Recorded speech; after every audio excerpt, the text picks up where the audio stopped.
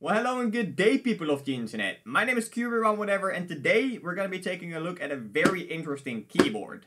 I kind of want to put it outside. I'm sorry for the haircut and everything. It's kind of 2020 right now, and maybe if you're watching this in 2024, you have no clue what that means. But we're kind of in this COVID-19 pandemic, so basically everything is shut down, and my barber is shut down too. But there's always a bright side to everything, and that is that I got my first ever sponsor deal with Banggood. Well, my first ever sponsor deal ever. But let's take a look at this thing. So, just to get it out there, some people are probably going to think this review is going to be biased because, well, I got this keyboard for free. But, well, this sponsor thing is completely new for me too, so I might shoot myself in the foot here and never get sponsored again. But Banggood literally sent me an email asking if I wanted to review this thing. I said yes, and they sent it to me. I didn't have to sign any contract or promise them I would praise this thing. So if this thing is great, I'll let you guys know, and if it sucks, I'll let you guys know too. But it's new to me too, so let's figure this out together. So this is the Womier K66 Mechanical keyboard with an acrylic backing, and I hope I pronounced the name right because I honestly have no clue. Womier. But what sets this keyboard apart from any other keyboard is the acrylic backing and the amount of RGB it has. I'll just show you a clip of my first reaction when I first plugged it in. Look at the amount of fucking RGB!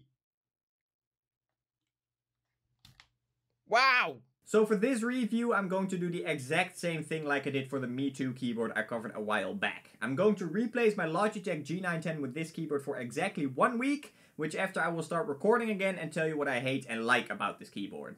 For now though, let's take a look at the specifications and see what you get in the box. There is not a lot inside of the box. When you open the box, there is an instruction paper, the keyboard, and a USB Type-C cable.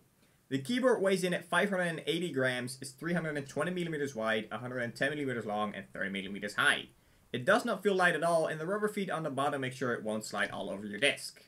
Unfortunately, it does not have those little kickstand feet under the keyboard to tilt it up, so that might be something to think about when making a purchasing decision. When looking under the keyboard, you will see the 43 additional RGB LEDs that give the keyboard its unique underglow effect. The switches are soldered on here, so there is no hot swappable possibility. For the remaining RGB on this board, you get true RGB LEDs underneath every keycap. There is no software included with this keyboard, and all the RGB controls are done through the keyboard's own dedicated memory. There are 19 different light cycles to pick from, which can be selected by holding the FM button and right control. The body itself has 10 separate light cycles that can be selected by holding the FM button and the left control.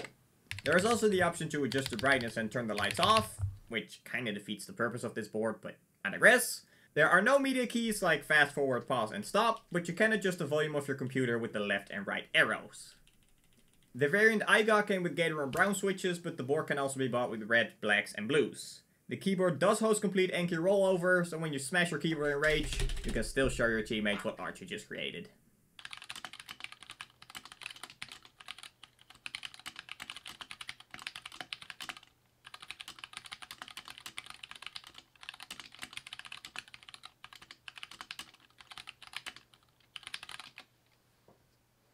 The keycaps are plastic with the additional FN functions imprinted to the front of them.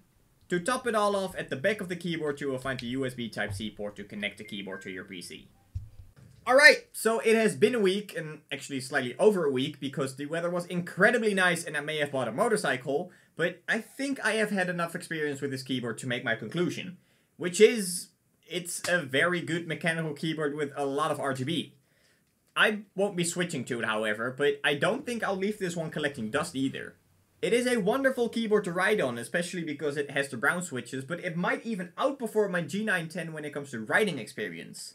For gaming, however, especially when coming from the G910, there are certain flaws. The Alt key, for instance, is positioned right underneath the Z instead of being under the middle of the Z and the X, which might not be an issue for everyone, but for me, when playing a game like Squad, that basically requires every single button on your keyboard, it is simply in an uncomfortable position. But what frustrated me the most is the shift button right next to the up arrow. Now this might not look like a big deal, and when you get used to it, it sure isn't, but I cannot count the number of instances that I wanted to hold shift to capitalize a letter, ending up in me pressing shift and the up arrow highlighting everything up above and writing the letter F. But that's all the negative I have to say about this keyboard. I could complain about useless criteria to hit the 10-minute mark like key wobble, but that's just ridiculous. The RGB on this keyboard is awesome, even though I decided to put mine to white because it better fits my specific setup. But it being this small as it is, I have plenty of space for my mouse and other stuff on my desk. Yes, you do have to give up F1 through F12 for this, but they are still easily accessible by holding the FM button, so that didn't bother me at all. I never had the idea I needed the little kickstand feed like mentioned before, and as much as I love my macro keys on my G910, having it to my left to occasionally switch scenes on a stream for instance, worked fine. What helps out this particular keyboard a lot is the build quality.